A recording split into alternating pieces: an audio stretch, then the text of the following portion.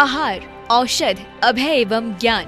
शास्त्रों में वर्णित है ये 4 प्रकार के दान। इनसे होता है प्राणी मात्र का कल्याण। परम पूज्य वात्सल्य मूर्ति जिन धर्म प्रभाविका आर्य का रत्न श्री 105 सृष्टि भूषण माता जी की मंगल प्रेरणा एवं आशीर्वाद से सृष्टि मंगलम सेवा समिति के तत्वावधान में संचालित किए जा रहे हैं अनेकानेक आध्यात्मिक पुण्य के कार्य। साधुओं के आहार, विहार, औषधि एवं संयम उपकरण, पिछी, कमंडल, शास्त्र आदि की व्यवस्थाएं कई वर्षों से सुचारू रूप से उपलब्ध कराई जा रही हैं। मथुरा जैन 84 श्रमण ज्ञान भारती छात्रावास में अध्ययनरत थे।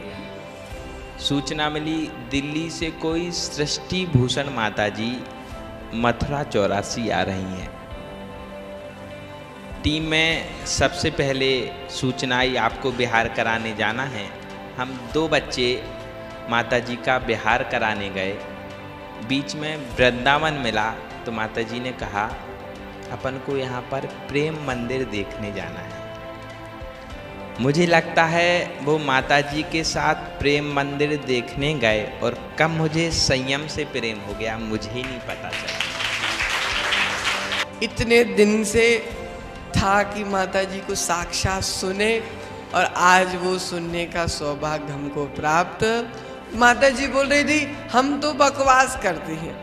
अब देखो माता जी, गंगा नदी बह रही है और गंगा नदी का अगर हमने पानी लोटे में भर दिया, अब सचिन भैया वो पानी किसका कहलाएगा, लोटे का कि गंगा का है?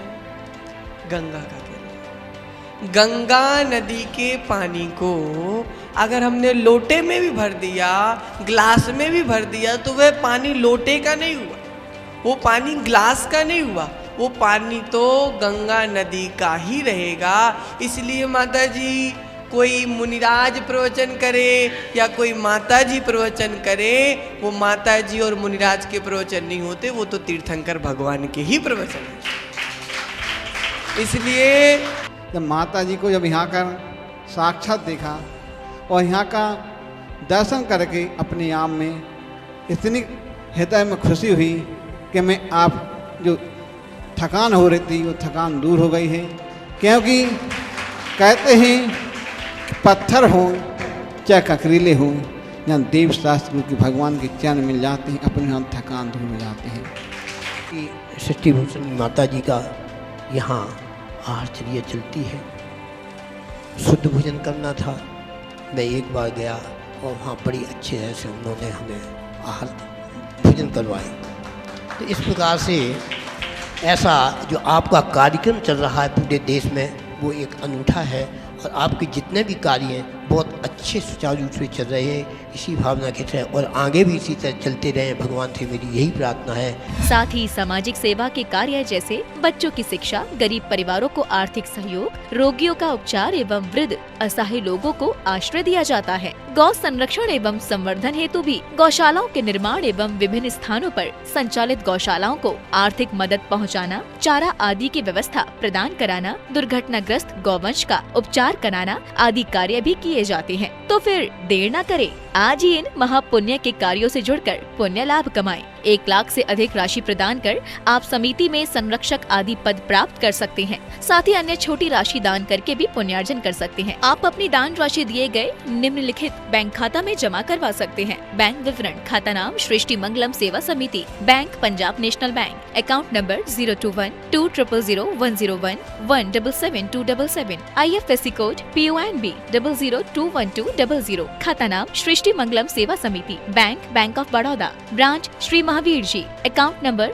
011-901-000-32429, IFSC कोड BARBO SHRIMA। अधिक जानकारी एवं आपके द्वारा दी गई सहयोग राशि के रिसिप्ट प्राप्त करने हेतु संपर्क सूत्र 9376571003, 9376571001। सृष्टि मंगलम सेवा समिति से जुड़ने वाले सदस्यों का नाम एवं फोटो जिनवाड़ी चैनल पर प्रसारित किया जाएगा।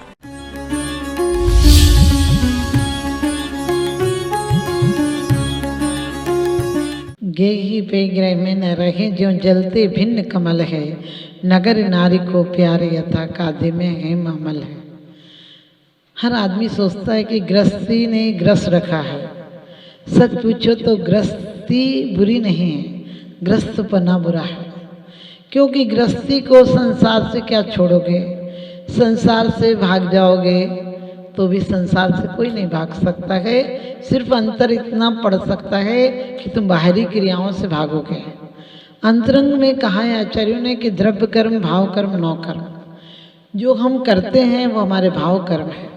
जिस प्रकार से कि कैमरे की रील में जो हो जाता है उससे शायद कुछ आप बदलाव कर सकते हैं, लेकिन जो कुछ आपका रील में आ गया उससे पूरा नहीं बदल सकते। इसी प्रकार से जो हम भाव करते हैं वैसे द्रव्य कर्म होते हैं, और जैसे द्रव्य कर्म होते हैं वैसे भाव कर्म होते हैं। हम सिर्फ कर्म के नाम पर, कर्म बंधन के नाम पर बाहरी क्रियाओं को बदल देते हैं। हम मकान छोड़कर मंदिर में जाकर बैठ जाते हैं, माला गिरने लगते हैं, हम उपवास एकासन कर लेते हैं, लेकिन दुनिया के बीच रहकर हम कैसे रहें कि ग्रस्त में नहीं रहे। तुम खाते हुए भी नहीं खाओ, चलते हुए भी नहीं चलो, बोलते हुए भी नहीं चलो बोलो, क्योंकि हमारे आचार्यों ने कहा, स्टोप देश में पूज्यपाद स्वामी जी कहते हैं कि मुनि चलता हुआ भी नहीं चलता है, बोलता हुआ भी नहीं बोलता है, और कहते कोई क्रिया भी उसमें लिप्त नहीं होता, क्योंकि वो करता नहीं होता है, करता है लेकिन दृष्टा होता है। इसी प्रकार से हम संसार में सबके बीच रहें, क्योंकि जो लोग भी हमारे साथ हैं वो कितने दिन पहले थे, कुछ दिन बीच में आए थे, कुछ दिन में चले जाएंगे। हम सोचिए संयम के मार्ग पर जाने को, आत्म साधना के लिए हम बोलते शर्म लगती है, हम कैसे करें, समय नहीं मिलता है। कभी विचार करके देखना, जब तुम दुनिया में आए थे किसी से पूछा था? दुनिया में आए थे तो तुम अकेले आ गए, पूछा भी नहीं किसी से, कुछ लेकर भी नहीं आए थे। किस जाति में पैदा होगे, किस धर्म में पैदा होगे, कौन से माँ बाप मिलेंगे, कौन सा शहर मिलेगा, कौन सी गली मिलेगी, कौन सा धर्म मिलेगा, कौन सा वर्ग मिलेगा, कौन से लोगों में काले होगे, गोरे होगे, तुमने कुछ नहीं नियत किया था। इतना काम तुम बिना पूछे कर लेते हो। जब भी साधना की बात आती है तो तुम कहते हो साधना कैसे करें, परिवार के लोग नहीं करने देते हैं, हमारे संबंधी नहीं करने देते हैं, हमारे बच्चे नहीं करने देते हैं, हमारी जिम्मेदारियां हमें नहीं करने देती हैं। आप सोचना, जब मरोगे तब कोई आपको रोक लेगा? आपकी जिम्मेदारियां आड़ा बनेंगी? आपकी जिम्मेदारियों के लिए आप रोकोगे क्या? अरे जिनके लिए सारी जिंदगी लगा दी थी वो तुम्हें 2 क्षण भी घर में नहीं रुकने देंगे। कभी विचार करके देखना, जिनके लिए आपने पूरी जिंदगी लगा दी, जिनके लिए इतनी दौलत कमाई, और कौन सी दौलत कमाई? जो बाहरी दौलत है, जो बहुत आकुलता से आती है, बहुत संकलेश से आती है, बहुत चिंताओं से आती है। और सच्चाई तो ये है कि दौलत तुम्हें लत देती है, लत लगा देती है। जैसे लोग शराब छोड़ देते हैं, जुआ छोड़ देते हैं, चोरी छोड़ देते हैं, लेकिन मोह की लत नहीं छोड़ पाते हैं। ये लत तुम्हें बेकार बना देती है। कोई भी लत हो, आपने आज ऐसी आदत पड़ी है आप लोगों को कि मंदिर नहीं जाए तो कहते हो आज मन नहीं लग रहा है, क्योंकि मंदिर नहीं गए, कुछ अधूरा रह गया। हमने पूजन नहीं की तो अधूरा रह गया, हमने सामयिक नहीं की तो अधूरा रह गया। लेकिन इन सब करने के साथ साथ जिस समय आप जिन दत्त सेठ की तरह सामयिक में प्राण गए थे, लेकिन प्यास लगी थी, पत्नी नहीं समझ पाई थी, वो नियम लेकर बैठे थे, ग्रस्त थे। सोच कर देखना, समंत्र भद्र स्वामी कहते हैं चैलो प्रशिष्ट रिव ग्रही यति यथाभावम, कि ग्रस्त में रहते हुए भी सामयिक के समय वो मुनि की तरह हो जाता है। जिस प्रकार से कोई मुनि पर वस्त्र डाल दिए जाएं, वो वस्त्रों से लिप्त नहीं होता है, निर्लिप्त रहता है। ऐसे ही सदग्रस्त है, रहता हुआ संसार में रहता है, लेकिन अपना लक्ष्य रखता है। जिस प्रकार से पनिहारे पानी का घड़ा सिर पर रखती है, जिस प्रकार से ड्राइवर सबसे बातचीत करता है लेकिन ध्यान केंद्रित रखता है, जिस प्रकार से मुनि में कैशियर है, जरा सी घटना घटे तो अनहोनी हो जाती है, लेकिन वो सबसे बातचीत करते हुए भी अपना लक्ष्य रखते हैं। इसी प्रकार से हम दुनिया में रहते हुए अपना लक्ष्य रखें कि ग्रस्त बनकर नहीं रहे, गृहस्थी पने में नहीं जिए। ग्रस्त हो वहाँ तक कोई बुरी बात नहीं, क्योंकि ग्रस्त के बीच से ही एक दिन सन्यासी पैदा होता है। ग्रस्तों की परम उत्कृष्ट साधना से सन्यासी पैदा होता है। आप जब शुभ विचार करते हैं, आपने पंच कल्याणक आदि में देखा होगा, तीर्थंकर की माता सुप्रभाती से जागती है, परमेश्वरों के स्मरण पूर्वक जागती है, तमाम जीवन स्वयं भी संयमित रहती है और परम साधना में आनंद में रहती है। तो उन्हीं गृहस्थों के यहाँ भी ऐसे परम वीतरागी अरिहंत हुआ करते हैं। ठीक है, वो जन्म से अरिहंत नहीं है, लेकिन लोग कहते हैं उनकी पूजा की जाए नहीं की जाए, असंयमी है। लेकिन मैं कहती हूँ उनकी आराधना, उनकी अनुमोदना, उनके माता पिता की अनुमोदना धन्य है। मान तुंगाचार्य विभक्तांबर में कहते हैं, 100 नारी 100 सुत को जनती रहती 100 ठौर, तुमसे सुत को जनने वाली जननी महती क्या है। और कि गृहस्थ नारी की भी प्रशंसा की है। कौन सी नारी की? जो 3 लोग का नाक पैदा करती है। लोग कहते हैं नारियां क्या कर सकती हैं, नारियों के लिए बड़ा प्रतिबंध है, वो मंदिर में नहीं जा सकती, मस्जिद में नहीं जा सकती हैं। हमने कहा मंदिर और मस्जिद में नहीं जा सकती हैं, लेकिन तमाम मजहब के संत, अरिहंत, मौलवी और चाहे पैगंबर कोई भी हो, सबको माँ की गोद लेना पड़ती है। और नख से सिक तक, खून से हड्डियों तक, रोम से बालों तक सारी रचना माँ के गर्भ में होती है। क्योंकि जब एक सदग्रस्त शुभ भावनाओं से भरता है तो अच्छा व्यक्तित्व उनके आता है। इसलिए मत सोचो हम ग्रस्त में, हमने ऐसी जीवन में धारणा बना ली है कि ग्रस्त में है तो कल्याण नहीं होगा। ग्रस्त में रहते हुए अपने कर्तव्यों का पालन करो। दुनिया में रहो, मेहमान की तरह रहो, मेजबान की तरह मत रहो। किसी मित्र के शरीर को गालियां मत दो। शरीर बहुत वफादार है। लोग कहते हैं शरीर दुर्जन है, दुष्ट है, बैरी है, इसका निग्रह करो। मैंने कहा ये शरीर नहीं होगा तो मंदिर कैसे आओगे? शरीर शिथिल हो जाएगा, उस दिन मंदिर नहीं आ पाओगे, दुकान नहीं जा पाओगे, पंच कल्याणों को में नहीं जा पाओगे, मुनियों को आहार नहीं दे पाओगे। और सच पूछो, अपने आत्म उत्थान के लिए जब तक शरीर स्वस्थ है, क्योंकि कहा भी है दौलत राम जी ने, जब लो न रोगी जरा गए तब लो झटत निज हित करो। इसलिए कहा है कि देश व्रत, शिक्षा व्रत, गुण व्रत, जो हमारे ग्रस्त में रहने की, ग्रस्त में रहकर सन्यासी तक कैसा हुआ जाए, अरिहंत तक कैसे पहुंचा जाए, स्वयं अरिहंत कैसा बना जाए, ये भगवंत बताते हैं कि तुम शिक्षाएं लो, अपनी मर्यादाएं रखो, अपने व्रतों का पालन करो और अतिथि समविभाग आदि करो। और उसके साथ साथ गुणों को कैसे आप उत्कृष्ट बना सकते हैं, इसलिए गुणों व्रतों का पालन करो। लोग कहते हैं ग्रस्त में रहते हुए कल्याण नहीं होता है। मैंने कहा ग्रस्त में रहते हुए बहुत जल्दी कल्याण होता है, क्योंकि ग्रस्त 2 जिम्मेदारियां निभाता है। अपने धर्म का पालन भी करता है और मुनि धर्म का भी पालन करवाने में कारण बनता है। वो अपनी अनुमोदना से, अपनी श्रद्धा से, अपनी समर्पण से इतना पुण्य कमा लेता है कि मुनियों को कहते उत्कृष्ट दाता को आहार देने वाला 3 भव में मोक्ष चला जाता है। उसी भव से भी मोक्ष चला जाता है और 3 भव से भी मोक्ष चला जाता है। आज हमने आहार को भी आडंबर बना लिया है कि आहार कराना है।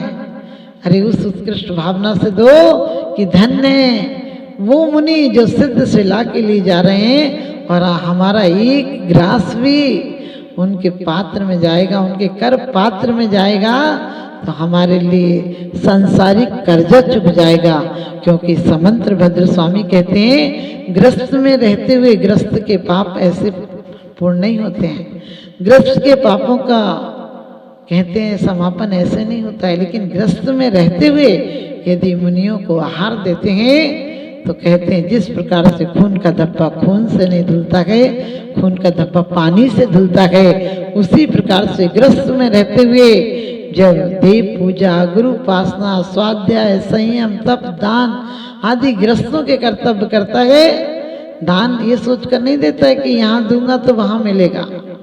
देव पूजा ये सोचकर नहीं करता है कि यहाँ दूंगा तो घर पर भंडारे भले मिलेंगे। वो जानता है कि ये भंडार और ये गोदामें और ये तिजोरियां इसी जगह रह जाएंगी। इस धरा का इस धरा पर सब धरा रह जाएगा, इस धरा का इस धरा पर सब धरा रह जाएगा और ये सुअवसर खो दिया तो बाद में पछताएगा। ये सुअवसर खो दिया तो बाद में पछताएगा।